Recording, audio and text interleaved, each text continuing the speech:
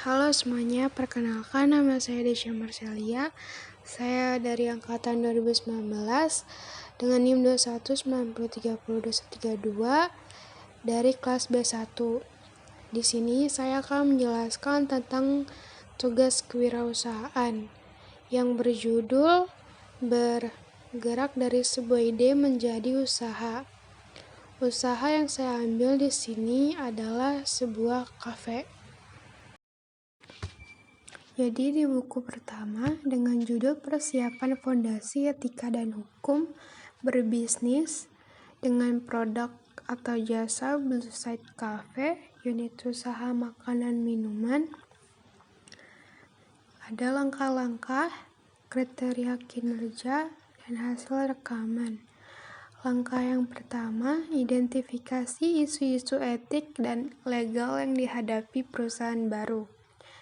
Dengan kriteria 1.1 budaya etik yang kuat dibangun pada perusahaan dapat mencakupi lead by example, mengembangkan code of conduct atau kode etik, menerapkan program pelatihan etik.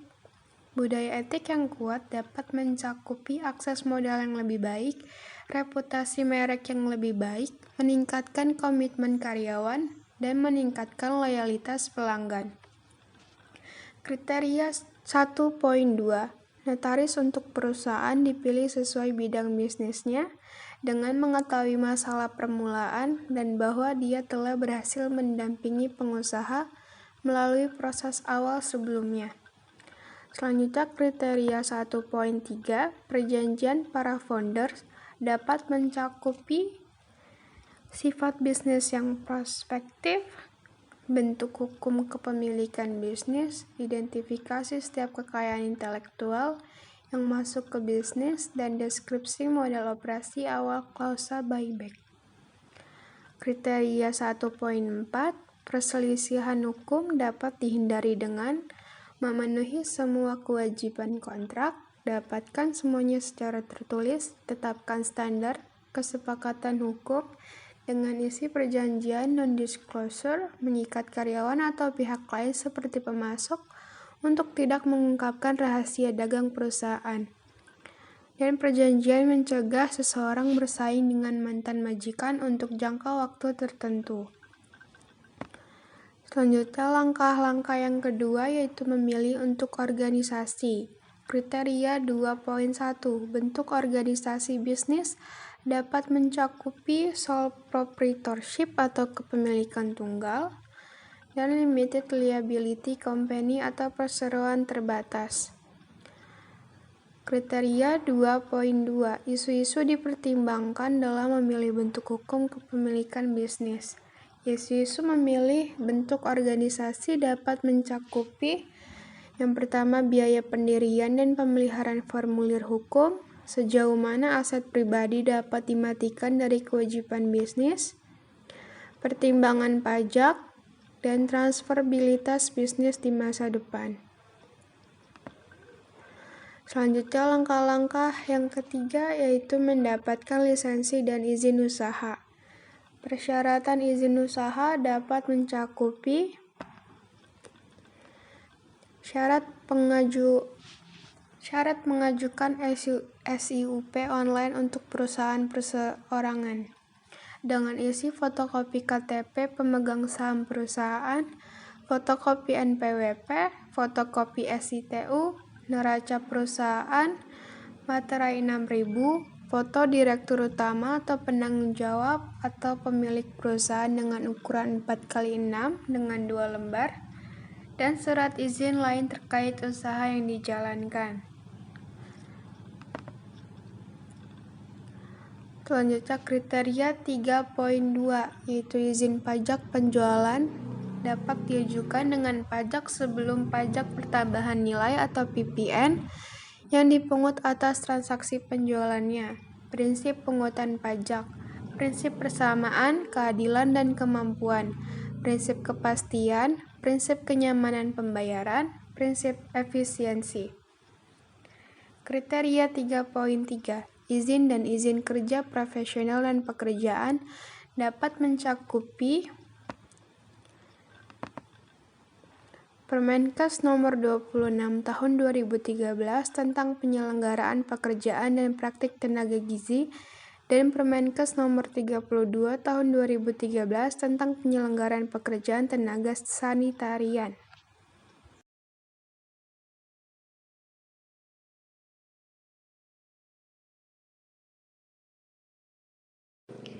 Selanjutnya untuk buku yang kedua dengan judul Menilai Kekuatan dan Kewajiban Keuangan Perusahaan Baru.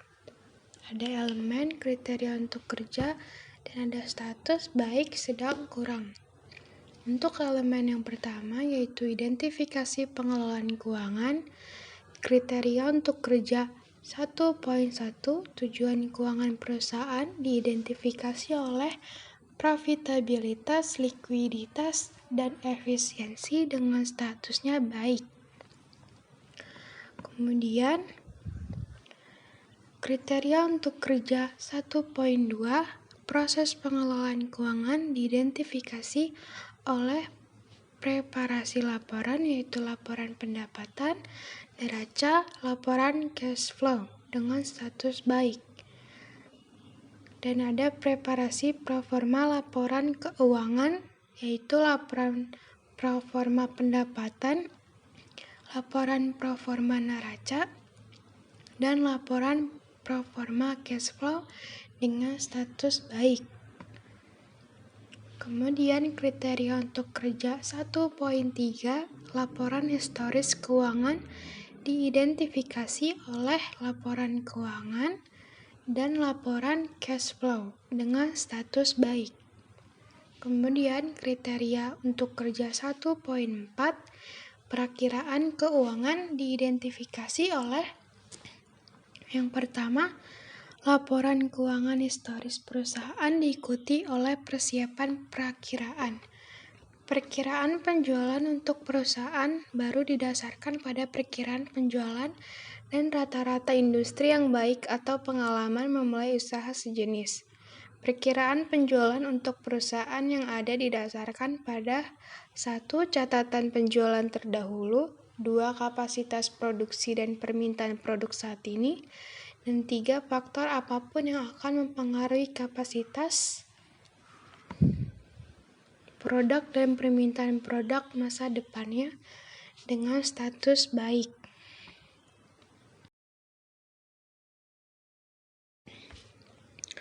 Elemen yang kedua, identifikasi proforma laporan keuangan. Kriteria untuk kerja 2.1, laporan proforma diidentifikasi oleh proforma laba rugi, proforma pendapatan, dan proforma arus kas dengan statusnya masih sedang. Kriteria untuk kerja 2.2 rasio analisis diidentifikasi oleh likuiditasnya dengan status baik. Selanjutnya untuk buku ketiga dengan judul Mengembangkan dan Mengelola Tim Usaha Baru. Di sini ada langkah-langkah kriteria kinerja dan hasil atau rekaman hasil. Untuk langkah yang pertama ada rencana staffing.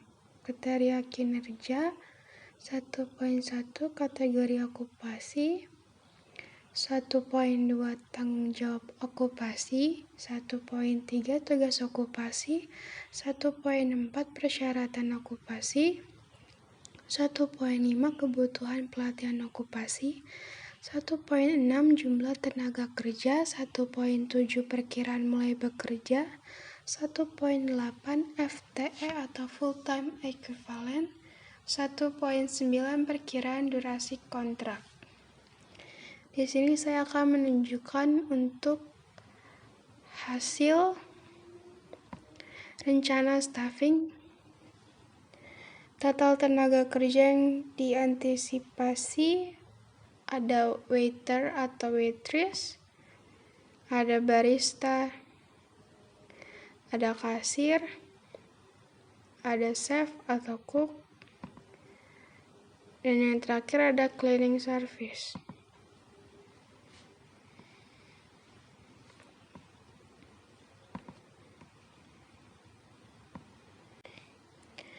Kemudian untuk langkah yang kedua yaitu rekrutmen, pelantikan, pelatihan, dan mempertahankan tim.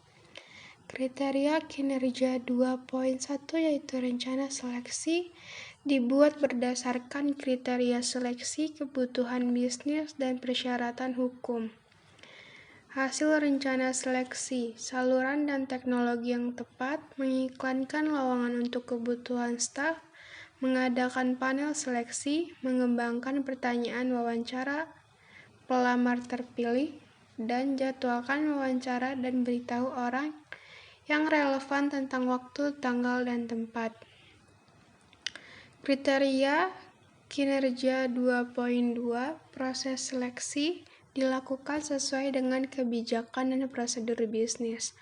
Proses seleksi mencakup proses wawancara dan menilai kandidat berdasarkan kriteria seleksi yang disepakati, diskusi penilaian dengan anggota panel seleksi lainnya, hubungi pengambil keputusan untuk laporan pengambil keputusan, menyiapkan laporan seleksi dan membuat rekomendasi kepada personel senior untuk penunjukan, menyarankan kandidat yang gagal tentang hasil dan menanggapi pertanyaan apapun, dan melengkapi dokumentasi yang diperlukan sesuai dengan prosedur organisasi dengan memperhatikan kerahasiaan dan persyaratan privasi. Kriteria kinerja 2.3 yaitu internalisasi atau induksi anggota tim dilakukan untuk menyadari tanggung jawab dan persyaratan kinerja mereka sesegera mungkin dan mengambil kesempatan untuk melatih anggota tim yang tidak terbiasa dengan prosedur bisnis. Internalisasi atau induksi anggota tim mencakup menyediakan kandidat yang berhasil dengan kontrak kerja dan dokumentasi lainnya, memberitahu manajer dan tim kerja tentang penunjukan baru, memberitahu manajer dan staf tentang tanggal mulai kandidat dan membuat pengaturan administratif yang diperlukan untuk pembayaran dan pencatatan karyawan, dan mengatur pelantikan kandidat yang berhasil sesuai dengan kebijakan organisasi. Kemudian langkah yang ketiga yaitu memenuhi kewajiban hubungan industrial. Kriteria kinerja 3.1 hak dan kewajiban di tempat kerja dari pemberi kerja dan karyawan diidentifikasi sesuai dengan persyaratan hukum dan kode praktik. Hak dan kewajiban di tempat kerja dari pemberi kerja dan karyawan mencakup: pertama ada hak, isinya hak memperoleh upah, hak mendapatkan kesempatan dan perlakuan yang sama, hak mendapatkan pelatihan kerja, hak penempatan tenaga kerja, hak memiliki waktu kerja yang sesuai, hak mendapatkan kesehatan dan keselamatan kerja, hak mendapatkan kesejahteraan, hak ikut serta dalam serikat pekerja atau buruh, hak untuk cuti, hak khusus karyawan perempuan, dan kewajiban ketaatan, konfidensialitas, dan loyalitas.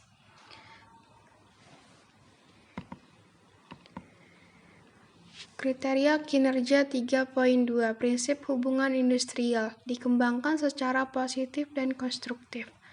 Prinsip hubungan industrial mencakup kepentingan bersama pengusaha, pekerja atau buruh, masyarakat, dan pemerintah, kemitraan yang saling menguntungkan, pekerja atau buruh dan pengusaha sebagai mitra yang saling tergantung dan membutuhkan, hubungan fungsional dan pembagian tugas, penciptaan ketenangan berusaha dan ketentraman bekerja, peningkatan produktivitas, dan peningkatan kesejahteraan bersama.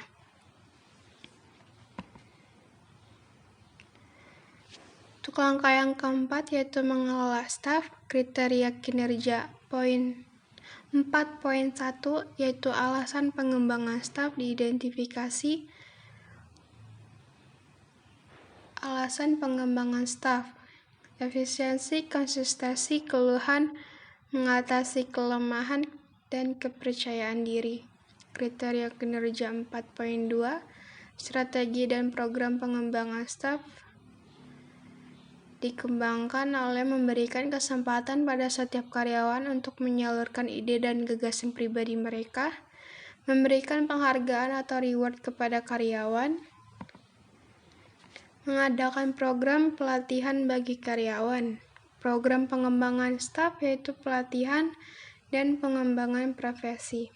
Kriteria kinerja 4.3 yaitu program pelatihan dilakukan sebagai pelatihan induksi, orientasi pekerjaan, in-service education, dan melanjutkan pendidikan. Kriteria kinerja 4.4 yaitu evaluasi dilakukan terhadap strategi dan program pengembangan staf dievaluasi sebagai identifikasi dan libatkan pemangku kepentingan utama dan jelaskan kegiatan dan tujuan pengembangan staf. Tentukan tujuan dan pertanyaan evaluasi Anda sambil mengidentifikasi indikator yang akan Anda ukur dan analisis dan tafsirkan hasil untuk dibagikan dan gunakan temuan Anda secara efektif. Kemudian untuk langkah yang terakhir yaitu langkah kelima, meninjau kinerja tim. Kriteria kinerja 5.1 hasil kinerja diidentifikasi kesesuaiannya dengan kinerja bisnis, yaitu pencapaian tujuan dan sasaran yang telah ditentukan sebelumnya dan kualitas barang dan jasa. Kriteria kinerja 5.2 kompetensi diidentifikasi untuk meningkatkan kerja tim, yaitu pengetahuan, keterampilan, dan sikap.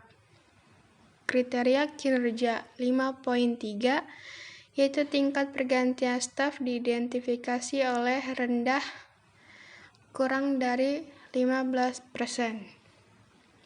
Kriteria kinerja 5.4 kekompakan tim diidentifikasi dalam meningkatkan kinerja proyek secara keseluruhan, yaitu kolaborasi, kerjasama, dan kompetisi bekerja sama. Jadi segini dulu tugas dari saya, kurang lebihnya mohon maaf. Terima kasih.